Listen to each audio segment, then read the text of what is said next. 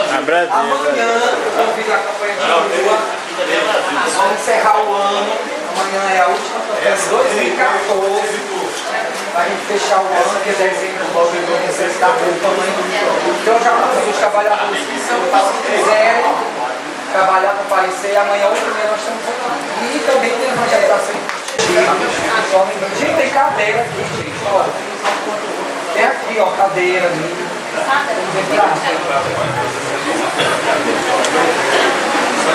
Valéria trouxe os livros. Porcelana chinesa, que ela já lançou.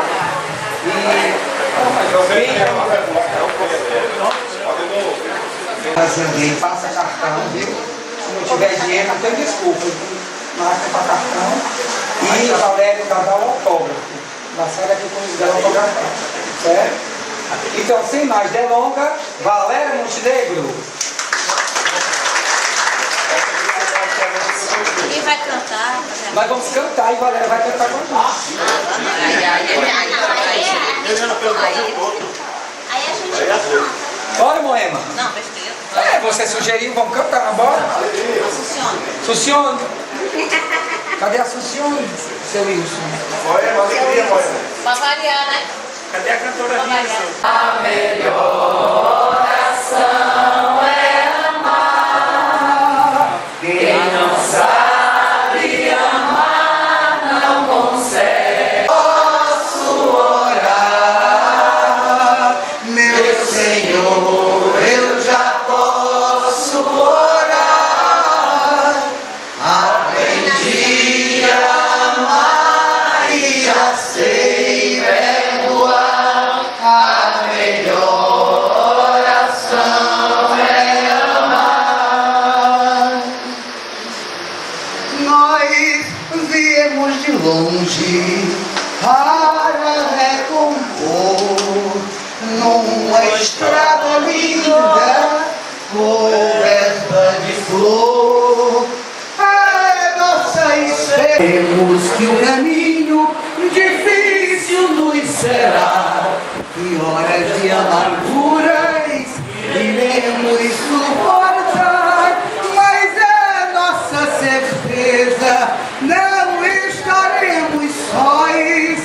Jesus, o mestre amigo, velará por nós, e a todos que buscarem o nosso coração ofertaremos preces, carinho, luz e pão, e a casa do caminho enfim renascerá, porque o sol da vida nela habitará. Amando a nossa luta será doce canção, unidos seguiremos, unidos como irmãos, e a casa do caminho enfim renascerá, porque o sol da vida nela habitará. Ó Pai, tão grande é o vosso amor, nos concedendo o sol, a água, o céu e o ar, nos enviando a conhecer Jesus. Senhor, tão grande a emoção que nos invade então em nossa oração, pois sentimos que Ele está aqui por nós.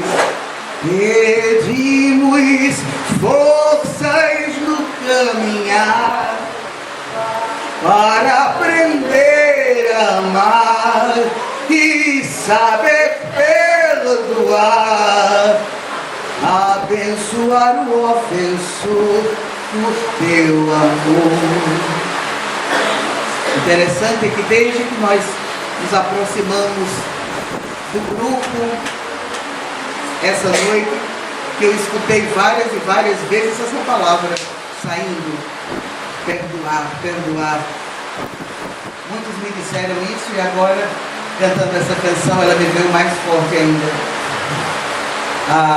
A ciência se coloca hoje como a substituta, aquela que tenta substituir a religião.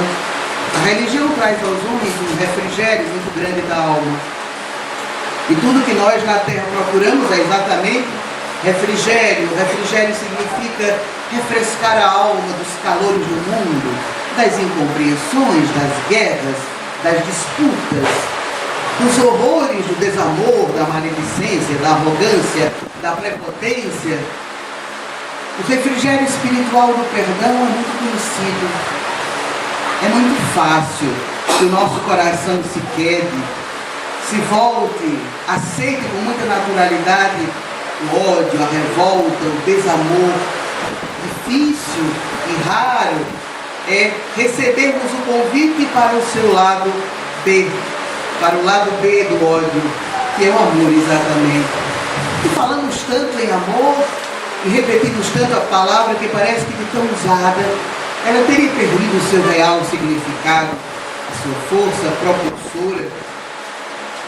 E as palavras são todas extraídas do mesmo dicionário, são as mesmas letras que formam sons parecidos, o que torna as palavras diferentes, senão o significado que parte do coração de quem as profere. Por isso as palavras se tornam bonitas quando saídas de um coração que sente aquilo exatamente que as palavras estão dizendo. Há poucos momentos ali no terraço da casa de Assunção e de Wilson, balançando-me deliciosamente na cadeira e conversando com um amigo que veio de longe, que está ali encarnado, né? Não é desencarnado não, porque desencarnado tem muitos, ali tem um caminho que passa ali em frente à casa do cachorro, que é grande, né? Eles passam por ali em fila indiana. E eu ouvia o som de um freio do caminhão, mas eu senti, sem os olhos materiais verem, que era o caminhão do lixo. Apesar de eu ter sentido o cheiro, né? Porque o lixo tem o seu cheiro para nos lembrar exatamente do lado dark, do lado do ar, do lado escuro e triste da vida, do lado que não é perfumado. E eu contando a ele, a esse amigo, que aquele som, ontem, na nossa prece, na nossa noite, eu declamei um poema do Fernando Pessoa e que num certo momento ele diz: a criança eterna habita onde eu vivo. E que essa criança, a direção dos meus olhos é o seu dedo apontando. É essa criança que vive dentro de mim e vive dentro de cada um de nós, o menino Jesus, que nos faz ter uma sensibilidade muito grande. E na poesia diz: o mais pequeno som, seja do que for, parece falar comigo. E eu disse ao amigo: esse som está me trazendo um poema muito antigo, que eu declamava muito na infância, de um poeta chamado Michel Poist. E ele escrevia poemas para rezar. Eram preces em forma de poema. E a minha infância foi doirada com esses poemas. E num deles exatamente ele falava sobre o caminhão do lixo. As pequenas coisas da vida, às quais nós não damos nenhum valor e que às vezes são as mais importantes e as mais preciosas. Em um dos seus poemas para rezar, ele começa dizendo: obrigada, Senhor, por todos os presentes que hoje me ofereceste. Obrigada por tudo quanto vi, escutei, recebi. Obrigada pelo sabonete perfumado, pelo dentifrício refrescante.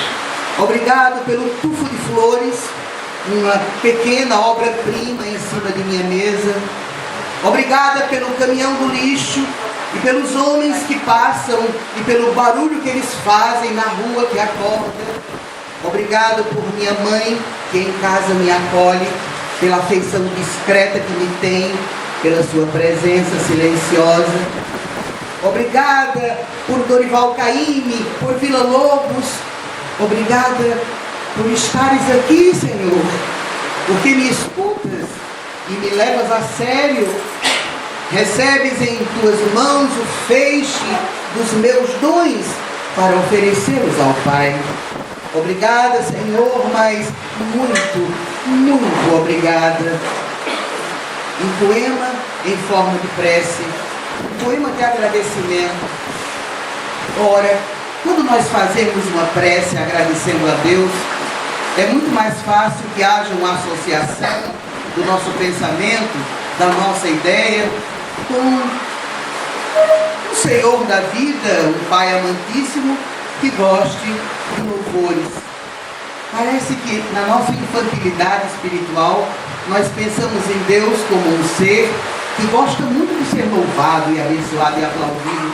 Isso é muita inocência nossa, muita infantilidade boba.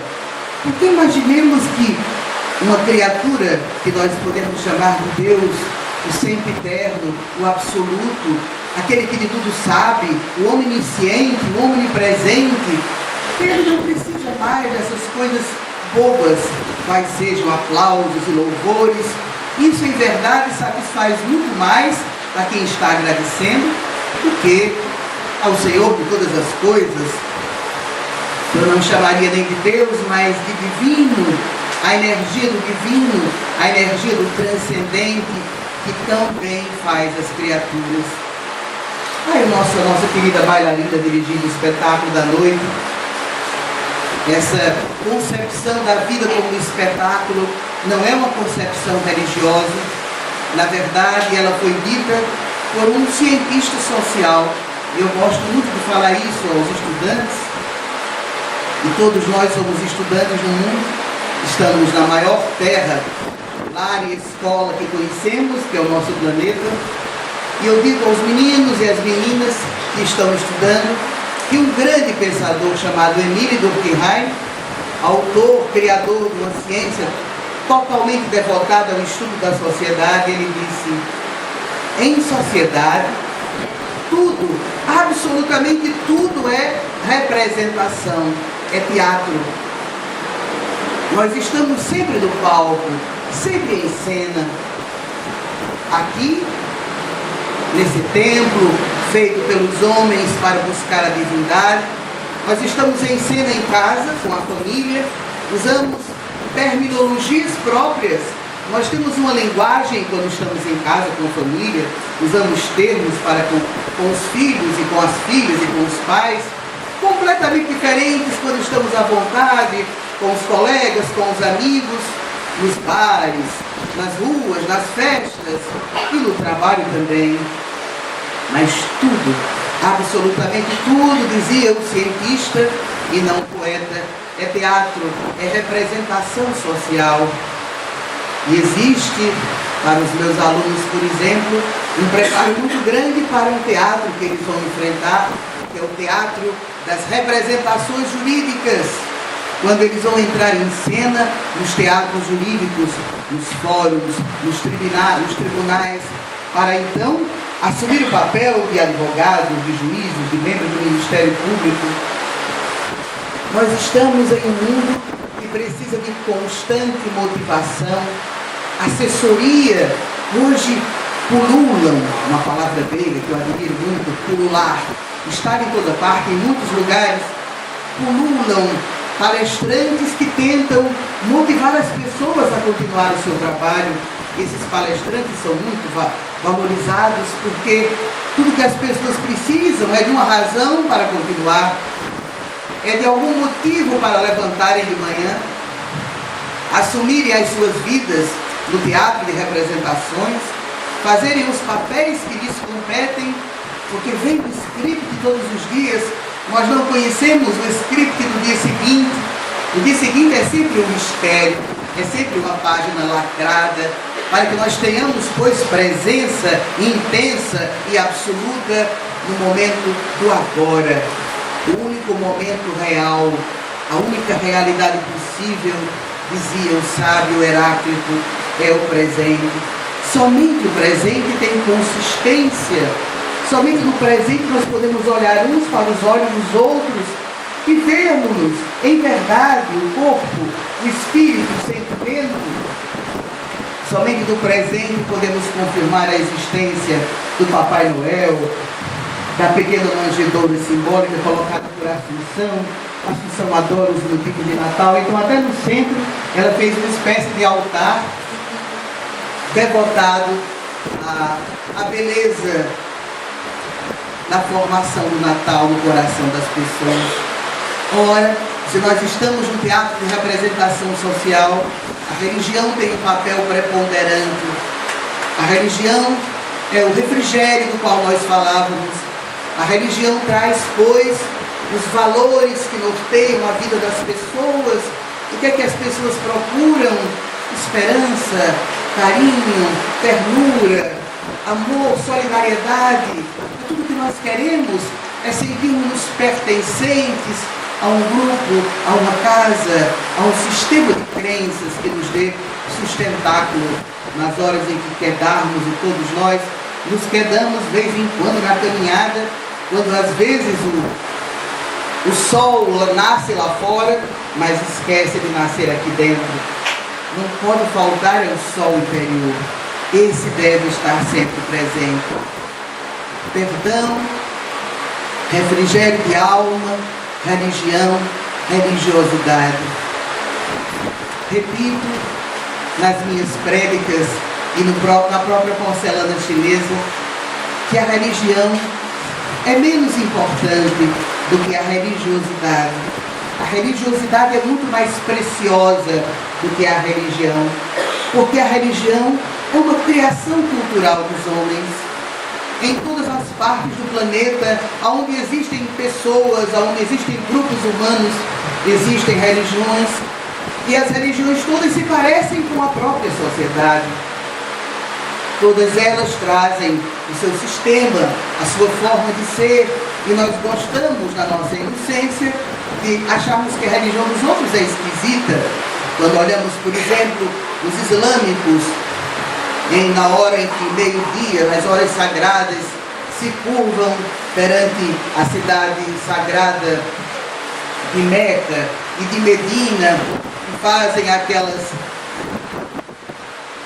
sons belíssimos, os sons das preces dos mouros, é idêntico ao som dos nossos boiadeiros e vaqueiros nordestinos, que foram diretamente influenciados na colonização do Brasil pelos mouros, pelos árabes, que vieram lá da Península Ibérica para colonizar a nossa terra.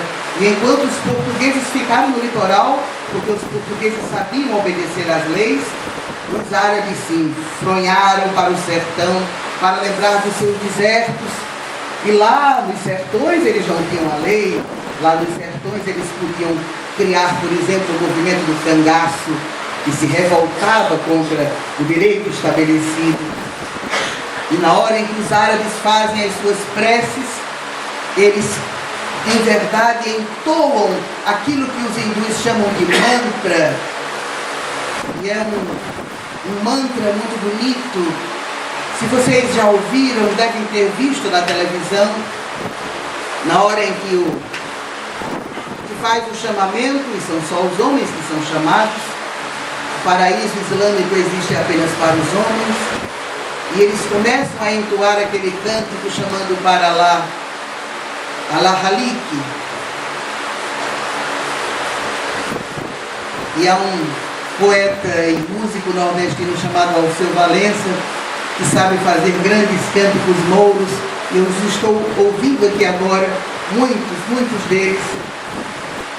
Mas eu era menina em João Pessoa, o Cleófas não está aqui, meu vizinho, quando escutava nas calçadas um músico paraibano que depois ficou muito conhecido no Brasil afora, e ele chamava-se Geraldo Vandré. Eu era menina e ele cantava nas calçadas esses aboios mouros, um dos quais diz assim, e me emociona sempre: o anel que tu me destes, eu guardei para me ajudar, construir numa viola de madeira o teu altar. O amor que tu me tinhas, eu roubei para me salvar.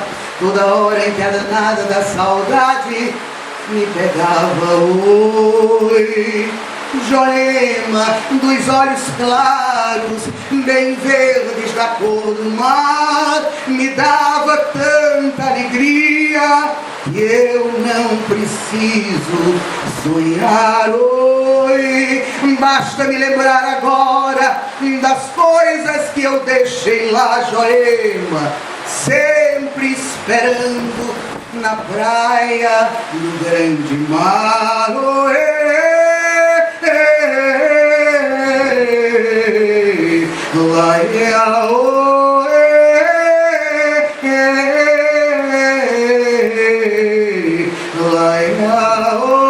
que faço agora, Maria? Que faço agora que estás tão longe? E eu ouço hoje as coisas que vão voltar. Me diz, quem vem comigo agora no Deus dará das coisas de todo mundo, na vida do bem virá.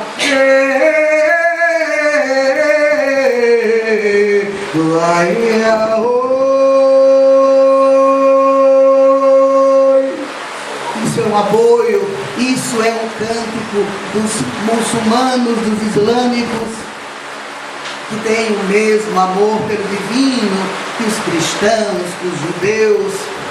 A religião é uma criação cultural e torna-se bela porque todas as criações culturais são belas, mas a religiosidade é superior à religião, porque a religião é igual aos homens, igual a nós mesmos, separatista. A minha é melhor do que a sua, meu Deus é melhor do que o seu.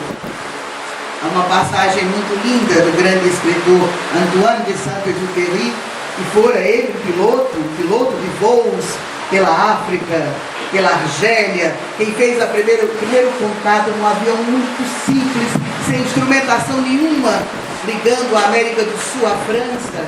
E ele, piloto, vai para a Argélia em um determinado tempo de sua vida e conhece os mouros muito orgulhosos.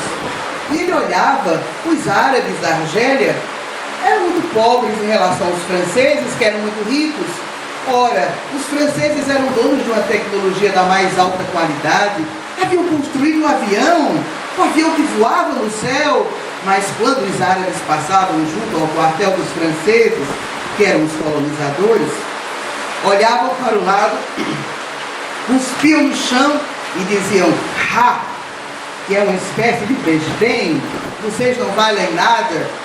E o escritor e o piloto Antoine de Saint-Exupéry dizia: "Mas é muito orgulhoso, esse povo é muito orgulhoso, eu vou fazer uma coisa, eu vou levar esse árabe vaidoso aqui do deserto, que vive em cima desse camelo, se achando por tal, e vou levá-lo no meu avião para conhecer a França."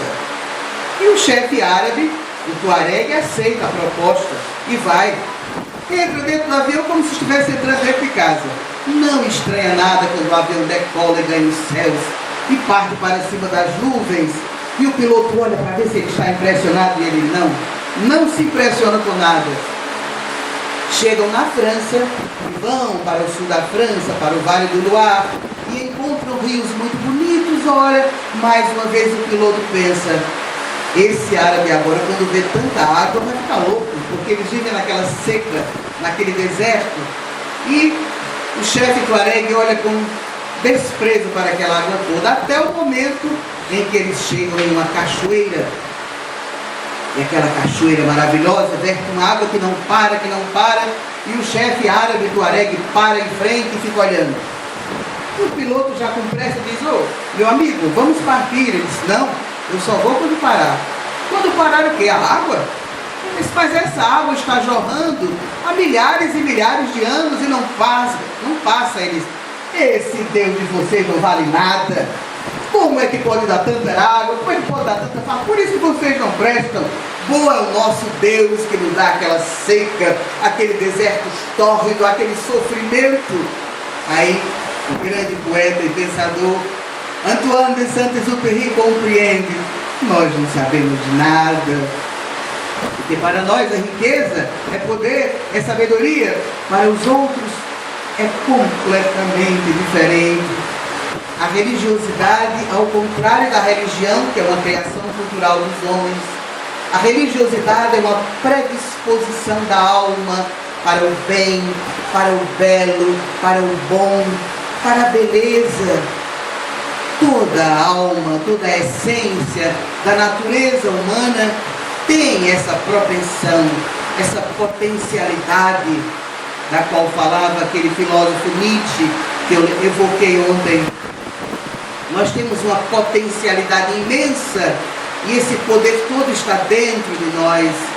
Então, a religiosidade é essa disposição de fazer as coisas boas, as coisas belas, as coisas que façam bem, sem pensar absolutamente em nada além disso. Porque na hora que nós estamos fazendo coisas boas, imediatamente já vem a resposta positiva para o corpo. Na hora que nós fazemos o bem, a natureza derrama sobre o nosso cérebro, sobre o nosso entendimento, um rio maravilhoso, uma cachoeira maravilhosa de sensações, de esperança, de alegria, de amor, de vontade de fazer mais e mais. Na hora em que nós proporcionamos alguma beleza, somos capazes de fazer um desenho, uma pintura, uma partitura e sabemos que aquilo emociona alguém. A alegria é do benfeitor e não do beneficiado. Agora, quando o benfeitor consegue sensibilizar o beneficiado, quando a generosidade toca na gratidão e a gratidão volta-se para o generoso, a roda da vida gira maravilhosamente. Isso é religiosidade. Na hora em que a beleza é autorizada, a beleza é um presente do divino, mas a beleza só pode ser vista, só pode ser sentida, só pode ser percebida se houver uma abertura no nosso interior. Quantas e quantas vezes nós conhecemos tanta gente assim, que nem sabe qual é a fase da lua, não sabe se a lua está cheia, se está quarto crescente ou minguante, se é lua nova, nem sabe nada das estrelas, quais são as constelações que estão no céu nessa noite. Quanta gente nem olha para o sol durante o dia, não sabe se está nublado o tempo. Na verdade, algumas pessoas não têm coragem, ou não têm forças, ou não têm vontade de olhar além da própria janela. E o que diferencia tudo é esse olhar, é sabermos abrir as janelas da alma para olharmos o que está lá fora.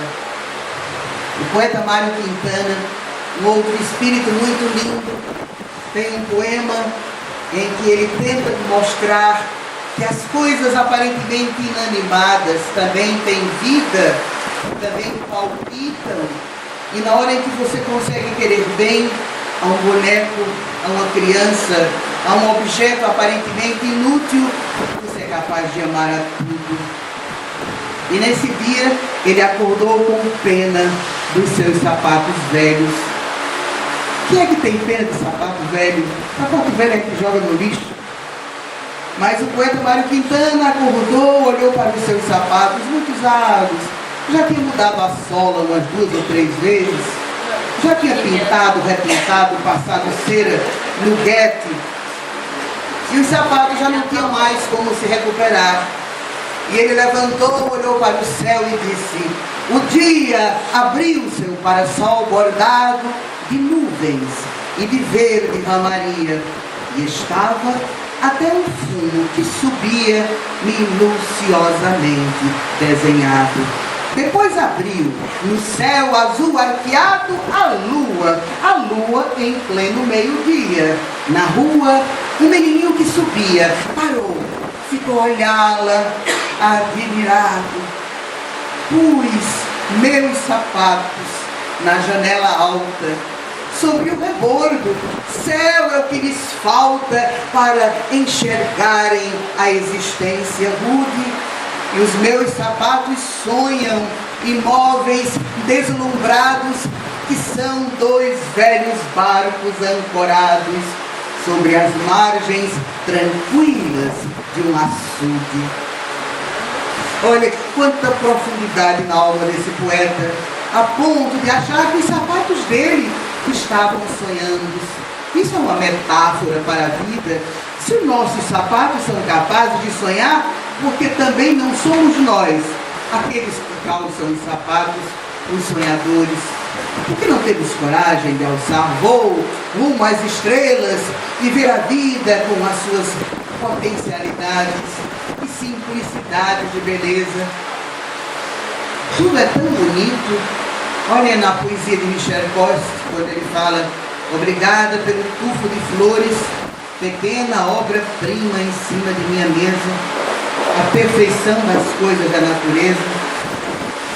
De um tufo de flores, das mangas coipé que nós encontramos na beira da estrada, dos cajus belíssimos que estavam no caminho, saborosos, molhados, polpudos. Isso não é uma beleza? Isso não é uma maravilha? Mas nós, seres humanos, somos tão duros e implacáveis na nossa cegueira que somos até capazes de proibir a beleza. Pensamos como? Ora, nós, já dizia o grande mestre Aristóteles, o homem que inventou o mundo ocidental há 2.300 anos, os homens não podem viver sem governo.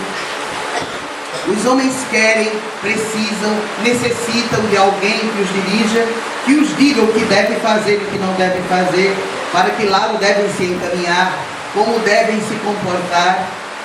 E durante o século XIX surgiram grandes movimentos filosóficos, sociais, em que começaram a questionar exatamente a existência da religião. E esses pensadores disseram: sabe qual é o motivo da desgraça do mundo? É a religião. Os homens estão muito esquecidos de procurarem outras coisas, porque a religião traz o refrigério, a religião traz o bálsamo, e os homens se esquecem de lutar pela própria independência, pela própria vida. Então esses grupos de pensadores criaram uma teoria que tentava substituir os valores cristãos, dizendo que sem religião bastava que existisse um Estado forte, um Estado poderoso, que iria substituir o sistema de crenças, oferecendo aos homens todas essas compensações que a religião oferece. Só que isso é muito difícil, porque qualquer outro sistema de crenças que não procure a conexão espiritual com o mais alto, com o infinito, com a nossa origem das estrelas, nós somos filhos da poeira das estrelas. Então, no ano 17 do século XX, instalou-se na Terra a primeira experiência de um governo comunista que proibia a existência da religião. A partir de hoje, disseram os bolcheviques, a religião é proibida.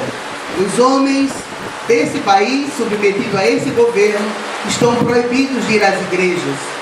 Ora, a igreja ortodoxa russa, cristã, era muito forte.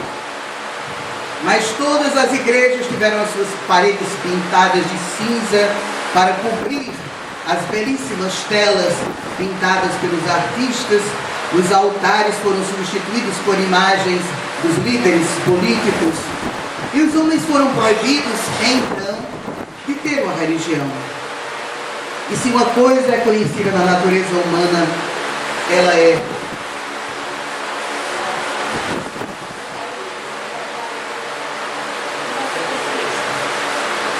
não se deve proibir nada. Tudo aquilo que é proibido suscita mais e mais o desejo dos homens de contrariá-lo. Isso em 1917. Em 1980 é eleito no Vaticano um novo Papa, um novo líder religioso chamado Karol Wojtyla, filho da Polônia, filho da Cracóvia. Ora, a Polônia era submetida por obrigação depois do final da Segunda Guerra Mundial, quando os vencedores compartilham o botim. A guerra separa a direita e a esquerda do mundo. O mundo oriental ficaria com o mundo comunista e o mundo ocidental com os capitalistas.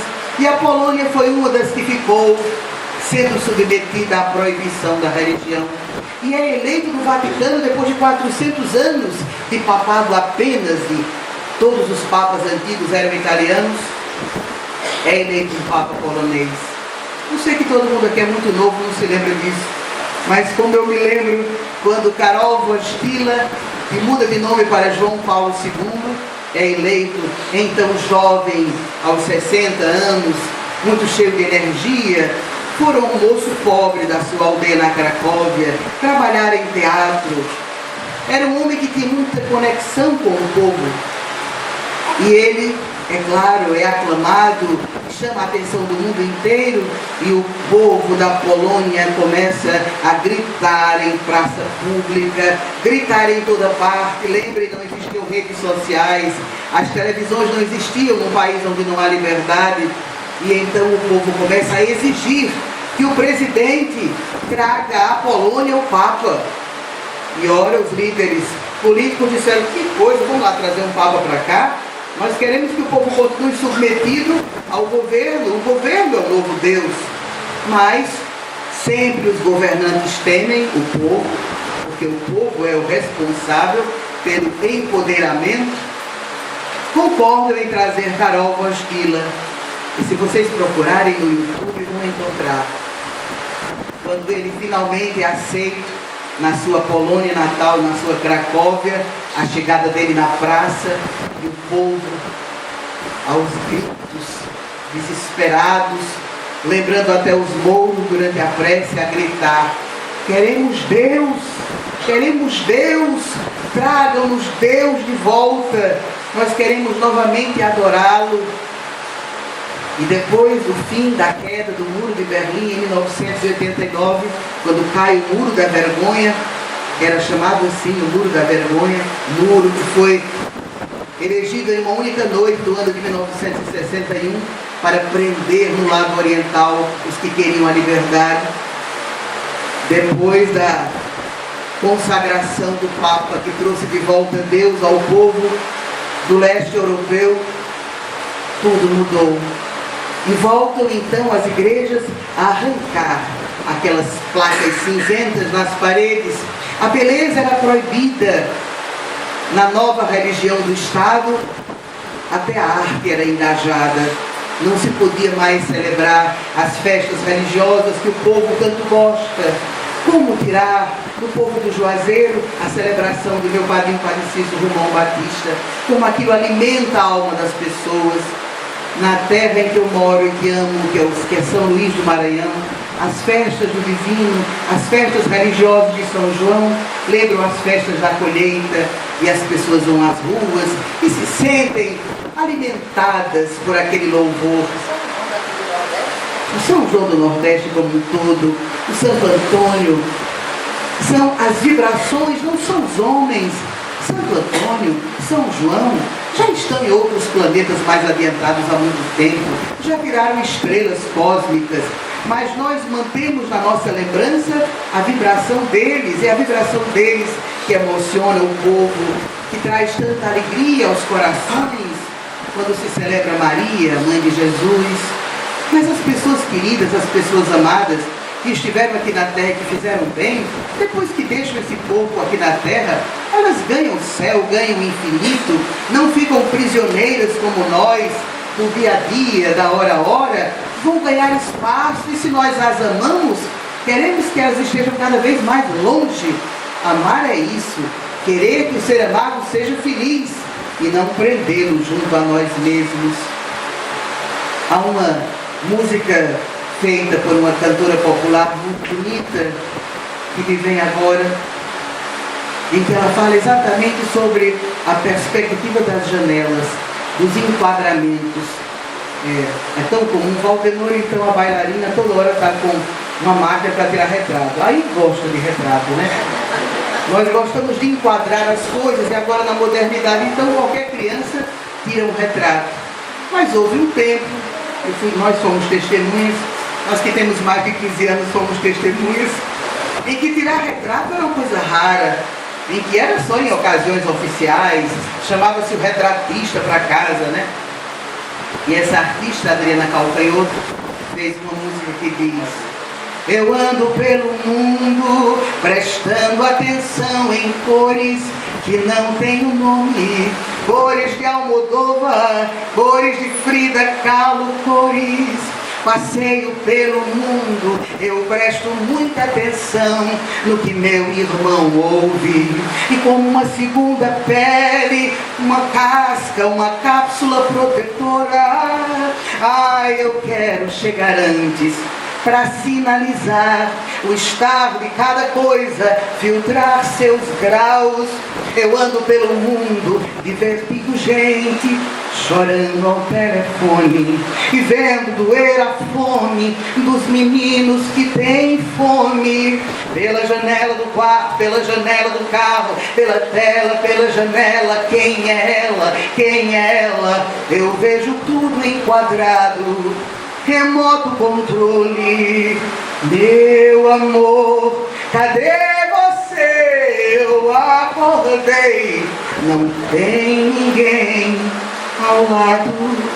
Pela janela do quarto, pela janela do carro, pela tela, pela janela, quem é ela? Quem é ela? Quem é ele? Quem somos nós? E nós olhamos pela janela e vemos tantas pessoas por onde passamos, e elas estão ora aflitas, ora indiferentes, ora chorosas, mas as pessoas sempre estão fazendo alguma coisa, tomando alguma atitude, fazendo algum tipo de balé. Como é bom observar as pessoas com os olhos de amor e tentar imaginar o que é que elas vivem, o que é que elas vislumbram, o que é que elas estão pensando naquela hora.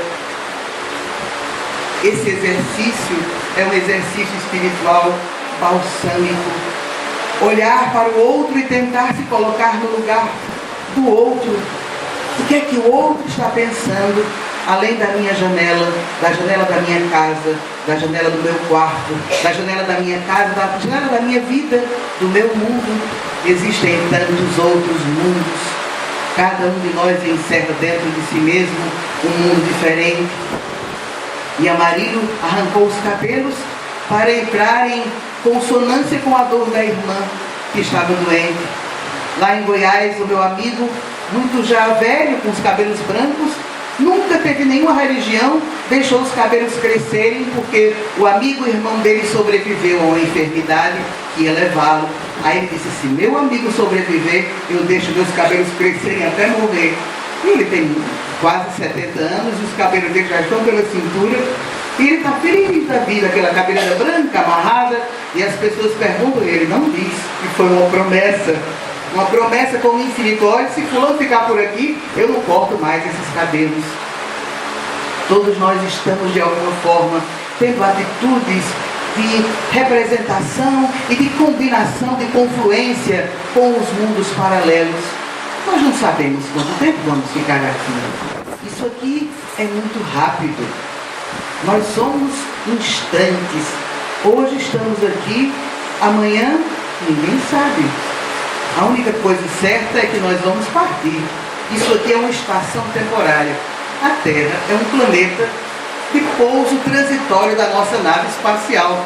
Nós somos viajantes do espaço, provisoriamente presos à cruz da carne, mas nós somos viajantes do espaço.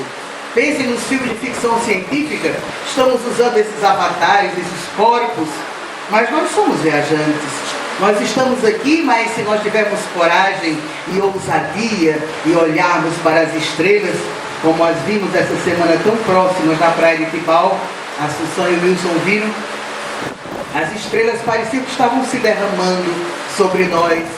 E nós sentimos, lembrem, quando nós éramos seres pré-históricos aqui na Terra, há 12 mil anos, quando não tínhamos nenhuma dessas tecnologias modernas, como essas luzes artificiais, nossa distração era olhar para o céu, olhar para o infinito. E todos nós, de então, pensávamos assim. Foi de lá que nós viemos, caímos, porque olhávamos para o alto e imaginávamos que havíamos caído de alguma estrela despencados. Mas estamos há mais de 100 anos sob o domínio da luz elétrica, das tecnologias advindas depois da eletricidade, e somos tão completamente dependentes dessas tecnologias transitórias e bobas, telefone, televisão, energia elétrica. Se faltarmos energia elétrica, é como se faltasse o próprio ar para respirar. Meus jovens estudantes, por exemplo, que estão na casa dos 18 anos, dizem que sem energia elétrica não podem ter internet, não tem telefone, não tem televisão, e eles entram em pânico, como se a vida não existisse. Nós precisamos remontar a esses tempos antigos, em que tínhamos tempo de olhar o céu, de olhar as estrelas, de conversar com as estrelas. É o poeta Olavo Bilac. Olavo Bilac, em uma de suas belíssimas poesias, ele diz: ora, direis, ouvir estrelas, certo perdeste o senso. E eu vos direi que para ouvi-las, muita vez desperto e abro as janelas pálido de espanto. E conversamos toda a noite, enquanto a Via Láctea, como um pálio aberto, cintila, e ao vir do sol, saudoso e em pranto, ainda as procuro pelo céu deserto. Direis agora, tresloucado amigo, que conversas com elas? Que sentido tem o que dizem quando estão contigo? E eu vos direi, amai para entendê-las, pois só quem ama pode ter o ouvido capaz de ouvir e de entender estrelas. Nós precisamos olhar mais para as estrelas e menos para a televisão. Precisamos olhar mais para o infinito e menos para o transitório. Essas tecnologias modernas, das quais nós nos ufanamos tanto, são tão fraquinhas. Um chip que é tão importante hoje, feito de areia, um chip, qualquer calor derrete, qualquer água inviabiliza. Lembremos-nos que as inscrições das antigas civilizações foram feitas em pedra, e as pedras, estas sim, eram uma tecnologia de futuro, tanto que estão até hoje aqui, mas as tecnologias modernas não. Então, muito mais do que apego às tecnologias transitórias, às coisas aparentes, nós precisamos abrir as janelas para o infinito, para as coisas maiores que nós, para as coisas relativas ao divino. Marcos, o que emociona o nosso coração e nos leva a mergulhar nesse lago, nesse transbordamento, é essa constatação que nós temos que a vida é muito maior do que o valor que nós acabamos de dar. A vida é muito mais bonita quando nós descobrimos as pequenas graças da vida, os pequenos tesouros da vida. Então, ninguém pode conosco. Nós somos o próprio sol. O sol mora dentro de nossas almas. Nós somos as estrelas. Nós podemos tudo. Ora, se o onisciente, o onipresente, o Deus de amor e de bondade infinita de todas as religiões, todos eles são um só, essa luz é esse sol, o primeiro Deus da terra foi o sol. Quem pode nada com quem tem o sol dentro de si? E não é para levantar um estandarte dizendo que o nosso Deus é mais poderoso do que o outro, mas é para senti-lo, vivendo, mergulhando, balançando o nosso mundo interior. Aqui no Amor ao Próximo, uma das coisas lindas que eu senti quando voltei aqui depois de mais de 20 anos, foi escutá-los todos a cantar as canções que nós cantávamos nos tempos lindos da Casa do Caminho. E foi uma experiência espiritual muito bonita no sertão da Paraíba, onde todos nós nos encontramos. Mas não foi um espaço físico, não foi um tempo material, foi um tempo interior. Quem conseguiu aquela conexão, carrega consigo. É uma conexão de amor, uma conexão de carinho, desse amor que faz a alma se sentir leve, alijada, ligeira, alijada de toda dor, tirada das suas costas o madeiro pesado das angústias e das aflições terrenas. E haviam tantas canções e todas nos emocionavam sempre. É noite linda, não estou só. Sinto as estrelas em mim brilharem. Eu te encontrei e sou feliz. A vida é doce quando estamos junto a ti. Na imensidão do caminhar, meus olhos brilham, quero cantar e espalhar o teu amor, distribuindo as bênçãos do Consolador. Ó doce Mestre, estás aqui, nos ensinando a amar, servir, a perdoar o ofensor, a trabalhar em nome do seu grande amor. Olha, que vibração linda, né? Já nos emociona essa ressonância através do tempo e do espaço dessa mensagem. É noite linda, eu não estou só.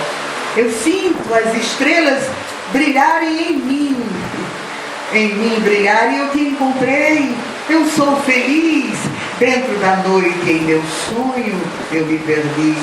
Na imensidão do caminhar, meus olhos brilham, quero sonhar e encontrar o teu amor, distribuindo as bênçãos do Consolador.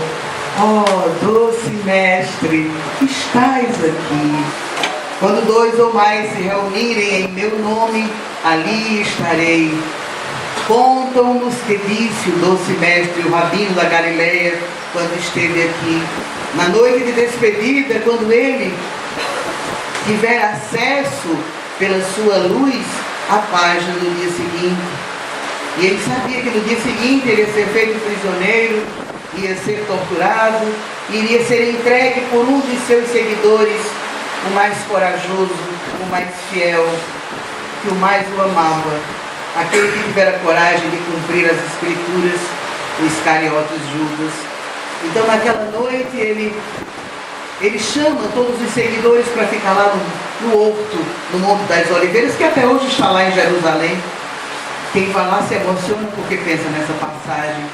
E ele, como uma espécie de mestre testando o discipulado, ele pede: ninguém dorme, não durmam essa noite, não durmam, fiquem acordados, acordem, acordem, acordem. Essa é a palavra mágica. Acordem, fiquem comigo, não durmam. É minha última noite com vocês. Eu vou embora. Fiquem comigo. E todos adormecem pesadamente, todos dormem. E ele fica naquela solidão do mensageiro que vem trazer a mensagem, vem cumprir o destino e que sabe que vai ficar sozinho, porque ninguém tem coragem de acompanhá-lo. E naquela noite, quando eles acordam arrependidos: oh, desculpa, mestre, o sono foi muito pesado, eu me rendi. Aí Pedro chega para ele, Pedro muito covarde, muito frágil, como qualquer um de nós, diz: oh, mestre, não vai embora, é tão bom quando o Senhor está conosco, fica conosco, Senhor. Aí ele diz: eu não vou abandonar vocês, eu estarei sempre com vocês. Quando dois ou mais se reunirem em meu nome, ali eu estarei. Eu estarei nesse momento. Não é no nosso tempo, é no tempo dele. É numa outra vibração, numa outra dimensão. Nós imaginamos que Jesus está igualzinho como aquelas figuras inventadas pelo homem, com aquela cruz toda roda de espinhos, com os pés pregos com a cabeça, com aquela túnica, porque é cômodo. É como uma criança que gosta de pensar no Papai Noel que traz presentes. Mas o Jesus cósmico, o Cristo místico, ele está presente em tudo. O tempo todo ele nunca foi embora. Foi embora apenas o corpo de um homem que os judeus chamavam de Yahus. Eu tenho ascendência judaica, os montenegros são judeus. E eu sei muito bem o que significa para o povo judeu a vinda do Messias. Primeiro, que eles não aceitam, ainda estão esperando. porque é um povo cuja única destinação é a espera. Então, se essa espera acabar, o que é que eles vão fazer? Eles continuam esperando. Então, essa espera é que dá motivo e razão para esse povo viver. É o único povo na história da humanidade que sobreviveu 20 séculos, 2000 anos, sem território. E não perderam a religião, não perderam a língua e não perderam a fé. E espalharam-se pelo mundo para sofrer e serem perseguidos, porque os cristãos trouxeram a ideia de que eles tinham sido responsáveis pela morte do Cristo. Todavia, os judeus, assim como todas as religiões adâmicas, carregam consigo, assim como nós, os cristãos, essa sensação do amor, do divino, do sublime, e é isso que os alimenta. Por isso esse povo, quando recebeu de volta em 1948, depois do final da Segunda Guerra, quando a Organização das Nações Unidas devolve ao povo judeu uma parte do território na Palestina para que eles reconstruam a sua terra, eles o fizeram como nada nem ninguém no mundo em tão pouco tempo conseguiram reconstruir um país cuja tecnologia desafia qualquer entendimento, a ponto de pegarem o mar salgado e transformar em água doce e não passam sede mesmo vivendo no deserto. Mas em todas as partes do mundo nós encontramos essa busca incessante da espiritualidade humana, da religiosidade, a busca dessa promessa de amor, dessa promessa de esperança, que parece tão concreta no Natal, com as figuras simbólicas das árvores. As árvores são um símbolo judeu da longa vida, da árvore da vida. E nós começamos a ter vontade até de ser bons. Pelo menos no Natal, há uma vontade muito grande de ser bom, de fazer o bem. O resto do ano a gente pode até esquecer, mas na época do Natal a gente tem vontade de fazer coisas boas. Vamos pensar nos pobres, nos tristes, nos desamparados, nos que vivem sozinhos, os velhinhos sozinhos, abandonados em suas casas. E vamos lá vê-los, pelo menos no Natal. Pelo menos em alguma época do ano, nós pensamos em sair um pouco do nosso casulo egoísta e partir para o grande mar da vida, para a beleza do amor imortal. Nessa noite tão linda, em que nós já estamos vivendo, né? Pelo menos aqui no Amor ao Próximo e na Casa de Assunção, o Natal está a todo vapor. Todo dia, né? Hoje ela pegou a mesa sagrada e ligou todas as casinhas, acendeu todas as luzes, botou ela tinha guardado todos os seus brinquedos de Natal que ela tanto ama e colocou todos para funcionar. É como se fosse um pequeno mundo, uma pequena vila da imaginação, onde todos somos felizes, onde nos amamos, onde nos compreendemos, temos tolerância, temos compaixão, temos uma sensação de irmandade com a alma do outro, com a presença do outro. Na nossa despedida hoje, recordo várias canções da Casa do Caminho, que vocês conhecem tão bem, e uma delas me vem aqui muito forte.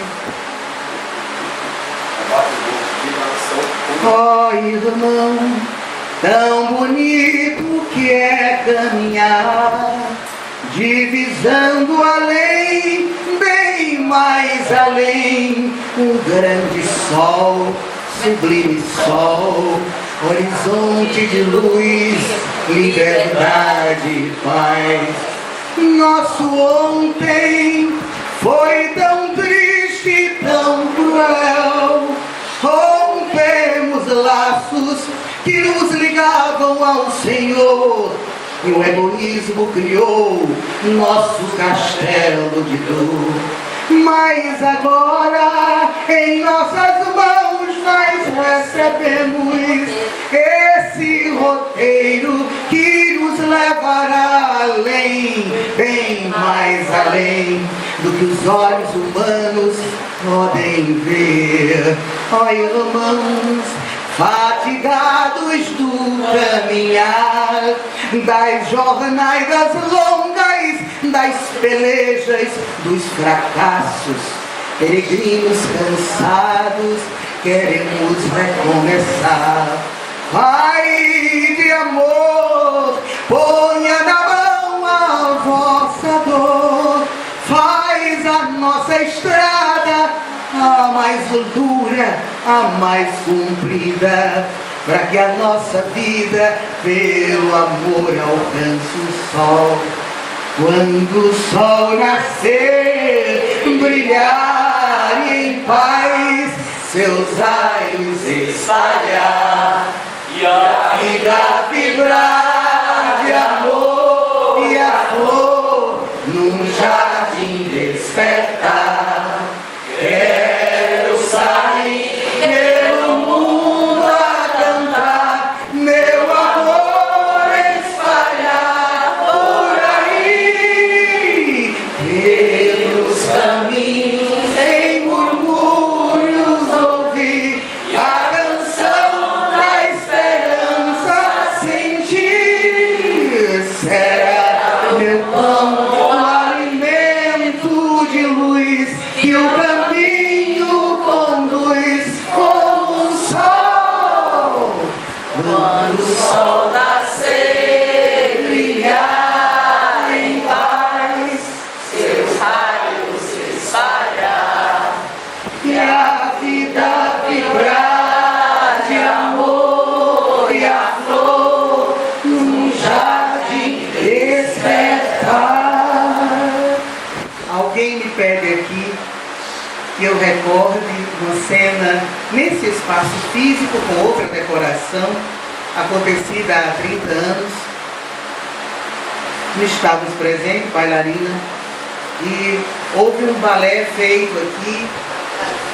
Nossa irmã Maria Assunção organizou um grupo de crianças a dançar uma dessas canções que eu havia recebido na Casa do Caminho, que era a tua canção, Iveta.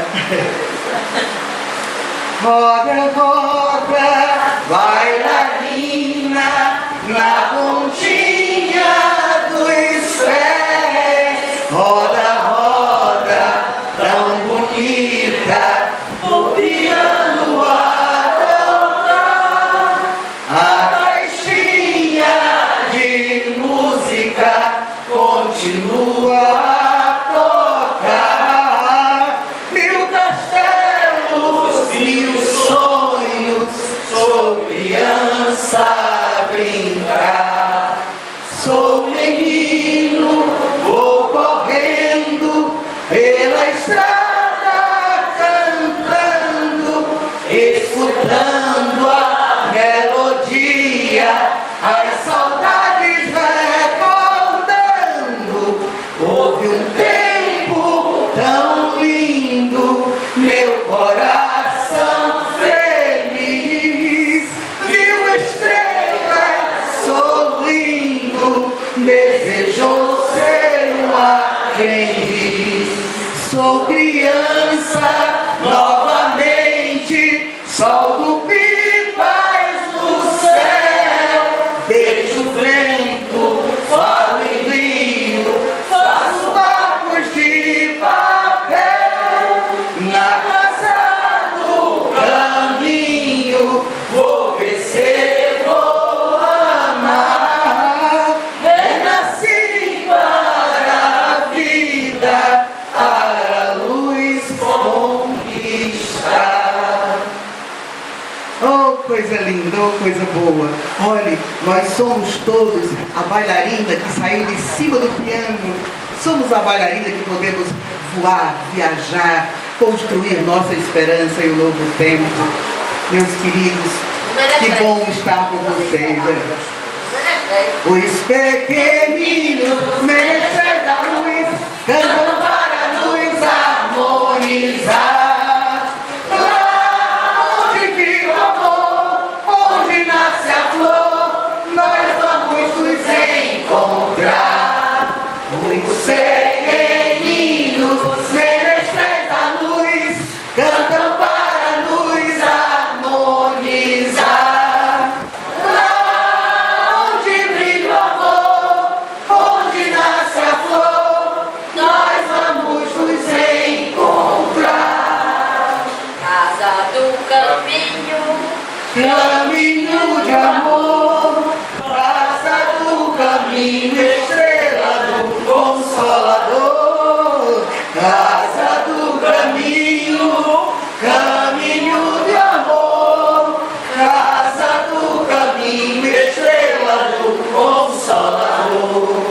Ao Senhor da vida devemos agradecer essa senda de esperança que nos deu a conhecer. Casa do caminho, caminho de amor, casa do caminho, estrela do Consolador.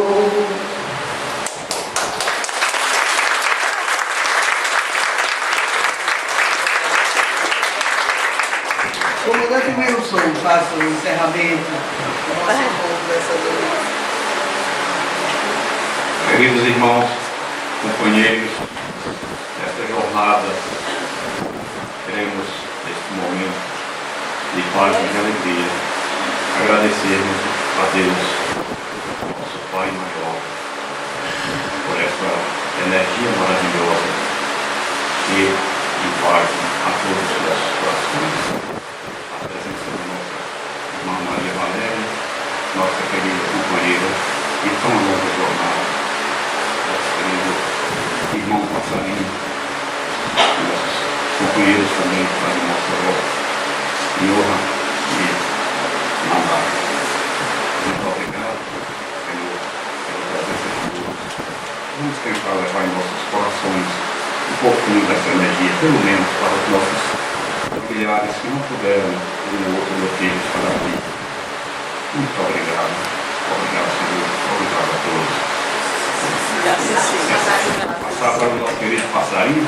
Maria vai cantar, Maria? Vai cantar ainda, Maria. A venda do nosso livro A Porcelana Chinesa, Passarinho.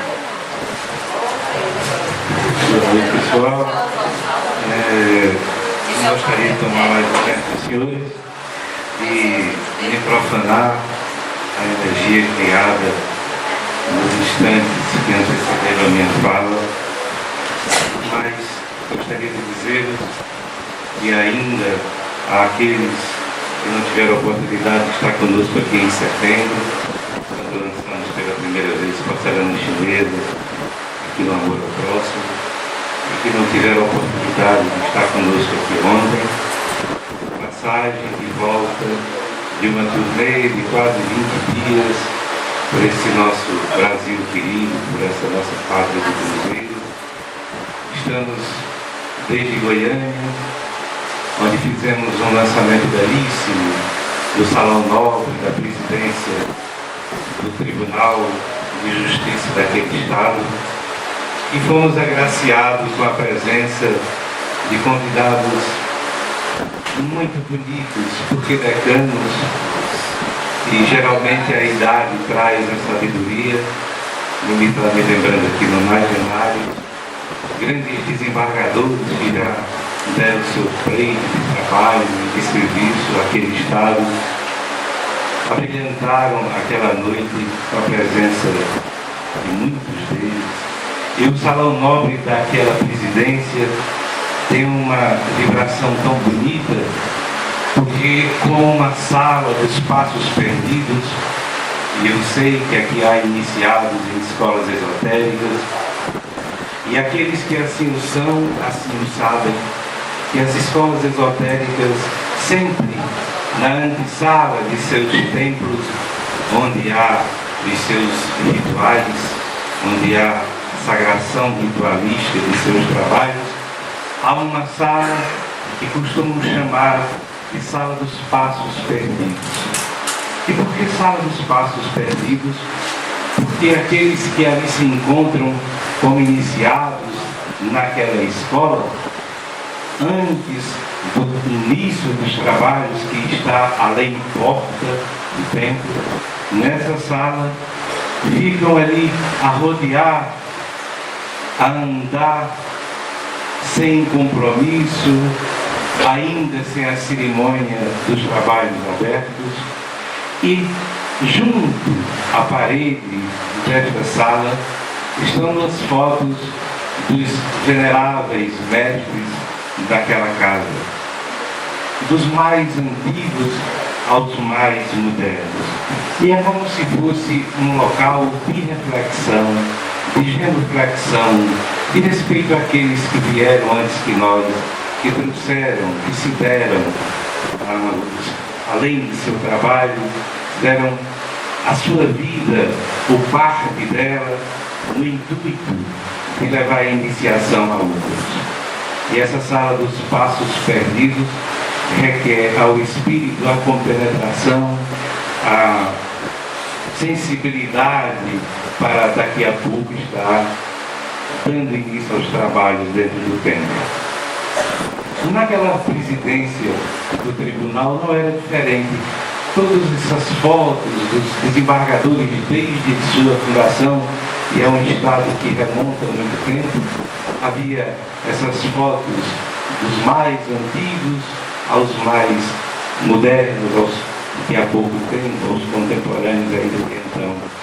Era uma sala que trazia e traz essa vibração de respeito, de carinho e de, sobretudo, de reconhecimento.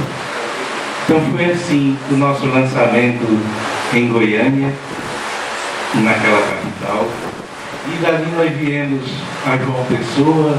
Eu já dizia isso aqui ontem, alguns de vocês estavam aqui, e João Pessoa nos trouxe uma emoção diferenciada, posto que a terra que recebeu por nascimento a nossa Valéria, e é esquisito para mim chamar esse nome de Valéria, porque para mim ela é Lili, mas foi a terra onde ela chegou aqui entre nós, onde teve a infância, a adolescência, até os 19 anos, quando ela teve que partir de lá pela primeira vez. E ainda muito cedo, em sua mediunidade gritante, houve a necessidade de se abrir esse espaço na casa dos pais. Ela costuma lembrar vocês, a mãe muito católica, muito cética, o pai judeu, de uma família ascendente judia, mas havia essa necessidade, tal era a eminência e a urgência, e aos poucos as pessoas ali foram acorrendo, ajuntando-se, e um quintal de uma casa de uma rua de Jaguaribe ficou conhecido como o quintal de Agrimar. Agrimar é o pai. E nesse pequeno espaço, vejam vocês, em noite como essas de sábado, às vezes juntavam 50, 60 pessoas, sem espaço físico para tanto. E muitos delas, na casa dos anos que nós estamos hoje, na casa dos 50, dos 40, havia uma menina de 16 anos recebendo corais de altares, trazendo uma mensagem fortíssima, recebendo um irmão. Eu me lembro dele, que havia praticado medicina aqui quando em vida, que era o irmão Chaves, a passar horas e horas a fio prescrevendo receitas. Uma criança ainda com 16 anos, aquilo chamou muita atenção, é fato. E aquelas pessoas que frequentavam o quintal de Agrimar nos anos 70, lá no início, de 73, e já se vão 41 anos. Muitos delas estavam no lançamento do Porcelana Chinesa de uma pessoa. Daí eu dizer que talvez ele tenha sido um dos lançamentos que nos trouxe muita emoção, porque resguarda esse detalhe tão importante. Pessoas que fazia tanto tempo que nós não víamos. E como é bom a gente reencontrar pessoas queridas depois de tanto tempo. Porque nós mudamos muito o tempo todo no mundo, já dizia Lourdes Santos. Mas, Deus do céu, 10 anos, 20 anos, e quem éramos, e quem somos, não somos mais o que éramos, não somos mais aqueles que nos separamos, não podemos mais discutir as coisas com os pensamentos que tínhamos quando nos separamos, porque não somos mais aqueles. Nós mudamos todos os dias. Então, quando nós encontramos amigos muito queridos, muito caros ao nosso coração, tempos depois, a alegria se redobra pela oportunidade de a gente discutir exatamente o nosso aprendizado durante aquele tempo, os nossos medos, as nossas dúvidas, o nosso crescimento ou não. Daí essa maravilha de poder encontrar essas pessoas hoje, octogenárias, nonagenárias, um deles, um grande jornalista, que nos ajudou muito com a edição da Maison de Luto, de Moedas do Resgate, chama-se Hélio Zenari, ele está na matéria, tem 87 anos agora. Naquela época era um dos homens mais velhos da Casa do Caminho. Para nós, meninos da casa de 20 anos. A Casa do Caminho foi uma experiência mística, iniciática, esotérica tão forte, e só vocês tendo vivido. Hoje, passado tanto tempo depois, canteciam as músicas dela e reverberam em vocês que lá não estiveram, como se lá tivessem estado conosco. Não é desconhecido de vocês essa vibração que é trazida aqui, porque a fonte é a mesma. Foi muito bem. Hélio Zenari, agora aos 87 anos, e que naquele tempo nos ajudou tanto com essas obras que foram editadas à época. Agora é cego materialmente, ele teve problema de catarata nos olhos e está cego. Em seu terno bem cortado, bem vestido, bem trajado, com sua bengala de honra, e um neto muito querido a levá-lo pela mão. E lá estava Hélio Zenari na plateia. Eu imagino vocês. Para mim que tinha 25, 26 anos, 24 anos quando começamos a construir a Casa do Caminho, essa era a minha idade. Quando nós inauguramos a Casa do Caminho, eu tinha 25 anos. Então imagine, eu aos 25 anos, orando, venerando, e já tinha mais de 60, e agora eu aos 55, amadurecido 30 anos depois, vendo aquele cara lá, o abraço que eu fui dar nele, uma coisa muito bonita. A foto que fizemos, Petronilo, um outro amigo bem querido do Banco do Brasil, agora aposentado, João Pessoa, também um grande trabalhador daquela época, e tantos outros. Então, o lançamento de João Pessoa foi uma coisa, foi muito emocionante, muito emocionante. Aí daí nós fomos a Natal, a convite de uma sobrinha minha, lá de Natal, que fez cinema, está terminando cinema agora, uma menina maravilhosa, que de menina só tem a idade, o corpo desse que a gente costuma contar. E ela arranjou um local que se forma em Natal agora, chamado Surto Cultural. Olha que nome forte. Você tem que surtar para descobrir a cultura, a arte. Uma vez pisando na arte, o homem não pode ser o mesmo. Há que surtar. E surto porque esse nome é muito moderno. Hoje o mundo está cheio dessas doenças que antes a gente não sabia dominar, chamava apenas de esquizofrenia. Hoje dão tantos nomes modernos. Mas o surto, todo mundo lembra do surto. O surto é algo diferente que acontece conosco. Então veja o nome da casa, Surto Cultural. Era uma menina jovem. Essa casa era do avô dela, homem que ela venerava e que faleceu há pouco tempo. E ela, em homenagem à lembrança e às memórias desse homem, resolveu transformar esse ambiente dessa casa. E tantas memórias e lembranças ela tem de criança. Resolveu nesse ambiente de arte. E ali promove a arte de todo tipo. Ali estão os pintores, os poetas, os escritores. Gastronomia ela leva para lá também. E as pessoas vão para aquele ambiente para dividir arte, para se alimentar da arte. E esse foi o bojo para onde levamos, para onde foi levado pelos filhos invisíveis do destino, o lançamento de Porcelana Chinesa. Fim do lançamento, sábado passado, o espaço não é muito grande, e aí a casa pede para que a gente faça de novo no domingo, porque muita gente ficou na calçada, do lado de fora que não havia espaço. E nós repetimos o lançamento domingo passado, foi de novo muito bonito, um sarau de poesia, os júris filosóficos, maravilhoso. E daí nós decidimos, antes de ir para São Luís, passarmos por cá, internet, essa turnê aqui e rever vocês. Portanto, para não cansá-los, queria fazer só esse breviário para que você prestar contas do nosso trabalho desde 5 de setembro, quando aqui estivemos lançando pela primeira vez o Passarinho Chinês.